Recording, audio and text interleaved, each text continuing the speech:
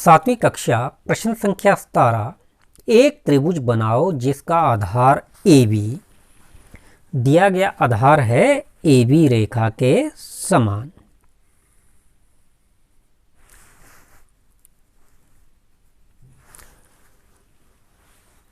शीर्ष कोण X, शीर्ष कोण दिया गया है X के समान। हम अपनी इच्छा अनुसार एक कोण बनाते हैं साइड में, ये हमारा शीर्ष कोण है X और साथ में ऊंचाई दी है त्रिभुज की H रेखा के समान। ये हमारे पास तीन चीज़ें दी गई हैं, इसके आधार पर हमने त्रिभुज बनाना। आधार AB, शीर्ष कोण X और ऊंचाई H।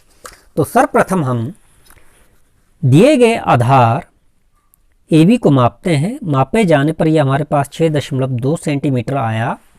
तो यहाँ पर हम एक रेखा लेते हैं, इतनी लंबी AB आधार,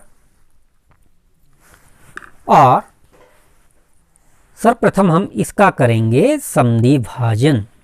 B बिंदु पर रखी प्रकार आधे से अधिक प्रकार खुली रखते हुए ऊपर नीचे लगाएंगे हम चाप डॉटेड में। तत्पश्चात A बिंदु पर रखेंगे प्रकार और A बिंदु से भी लगाएंगे चाप। जहां पर चापें आपस में कट रही हैं, इन्हें मिलाते हुए एक डॉटेड रेखा आगे बढ़ाएंगे। समद्वि भाजक रेखा बढ़ाए जाने के उपरांत जो हमने एक और शीर्ष कोण बनाया था, इस पर इच्छानुसार प्रकार खोलते हुए हम लगाएंगे चाप। इतनी प्रकार खुली रखनी है और AB रेखा पर नीचे की ओर चाप लेनी है, इतनी खुली रखते हुए X के समान ही। ध्यान रखिएगा यहाँ पर चाप आपने ऊपर नहीं लेना, क्योंकि आधार पर आधार कोण बनता है। ये शीर्ष कोण है, इसलिए हम नीचे की ओर लेंगे। इसके उपरांत हम इसकी ऊंचाई मापेंगे कोण की इस भांति। इतनी प्रकार खुली रखेंगे जो हमने अभी चाप AB रेखा पर लगाई थी। AB रेखा को जिस बिंदु पर स्पर्श किया उस बिंदु पर रखी प्रकार और लगा दी हमने चाप। जहाँ कटरिंग है उसे A बिंदु से मिलाते हुए आगे बढ़ाएंगे। तो इस प्रकार से AB रेखा पर हमने नीचे की ओर इस शीर्ष कोण को बनाया है। तो कोण EAB दिए शीर्ष कोण X के समान कोण है। अब इसके पश्चात AE रेखा पर ध्यान दीजिएगा, AE रेखा पर हम 90 अंश का कोण बनाएंगे। तो इसके लिए इच्छानुसार प्रकार खुली करनी है। बिंदु A पर रखी प्रकार और हमने एक चाप ली AE रेखा तक। AE रेखा को इसने जिस बिंदु पर स्पर्श किया उस बिंदु का नाम चलो यहाँ लिखते हैं हम F बिंदु पर रखी प्रकार आगे चाप लगाई तो बिंदु प्राप्त हुआ G। पहली चाप 60 अंश का कोण बनाती है G बिंदु। फिर G बिंदु पर रखी प्रकार आगे लगाई चाप तो बिंदु प्राप्त हुआ हमें H। अब हम GH का समद्वि भाजन करेंगे 60 और 120 का, G एवं H तत्पश्चात H बिंदु पर। तो इस प्रकार से हमें बिंदु प्राप्त हुआ I। अब हम A बिंदु एवं I बिंदु को आपस में मिलाते हुए एक डॉटेड रेखा आगे की ओर बढ़ाएंगे। तो यह हमने लंब उठाया AE रेखा पर, अर्थात 90 अंश का कोण बनाया AE रेखा पर। तो ये 90 अंश के कोण वाली रेखा और ये AB की समद्वि भाजक रेखा आपस में जिस बिंदु पर कट रही हैं वो बिंदु प्राप्त हुआ O। अब हम O बिंदु पर रखते हैं प्रकार A अथवा B। इतनी प्रकार खुली रखते हुए इस पर एक डॉटेड में अवधा लगाते हैं इस भांति। तो इस प्रकार से O बिंदु पर रखनी है प्रकार A के समान प्रकार खोलते हुए डॉटेड में एक अवधा लगानी है। अवधा लगाए जाने के उपरांत हमारे पास जो त्रिभुज बनाया जाना है उसकी ऊंचाई दी गई है H रेखा के समान। अब H रेखा के समान हम प्रकार खोलते हैं, बिंदु A पर रखते हैं प्रकार, लगाएंगे डॉटेड में चाप। बी बिंदु पर रखेंगे प्रकार और बी बिंदु से भी लगाते हैं चाप।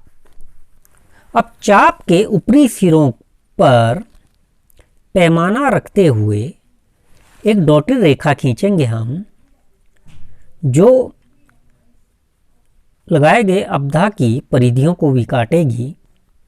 इसे हमने डॉटेड में ही बढ़ाना है।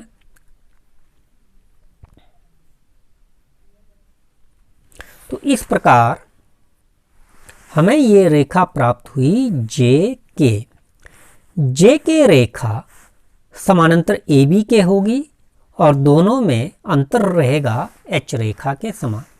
तो जे के रेखा ने ए बी अवधा की परिधि को जिस बिंदु पर काटा है वो बिंदु हमें प्राप्त हुआ बिंदु सी के रूप में। अब ए बिंदु को सी बिंदु के साथ मिलाते हुए गाढ़ी कर लेंगे, सी बिंदु को बी बिंदु के साथ मिलाते हुए गाढ़ी कर लेंगे और ए बी आधार को भी गाढ़ी कर लेनी है।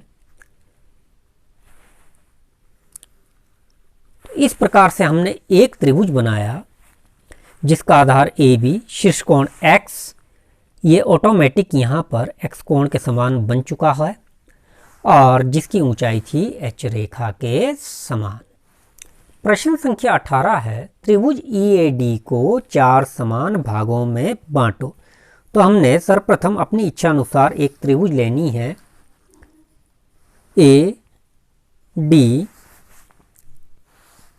DE।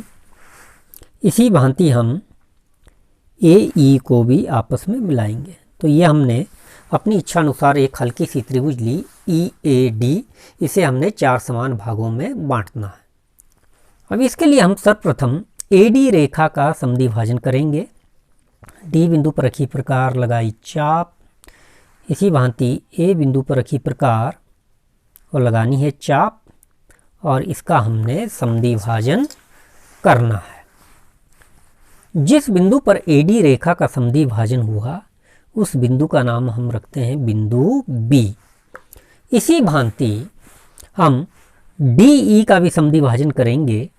D बिंदु पर रखी प्रकार, आधे से अधिक प्रकार खुली रखते हुए हमने लगाई चाप। तत्पश्चात E बिंदु पर रखनी है प्रकार, E बिंदु से भी लगाई चाप। लेकिन ध्यान रखिएगा यहाँ पर चापें अधिक हो रही हैं, कौन सी चाप कहाँ की है। तो ये बिंदु और ये बिंदु हमें प्राप्त हुआ है।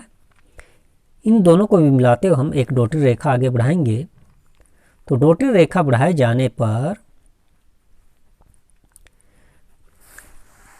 ED रेखा का समद्विभाजन जिस बिंदु पर हुआ वो बिंदु हमें प्राप्त हुआ है C।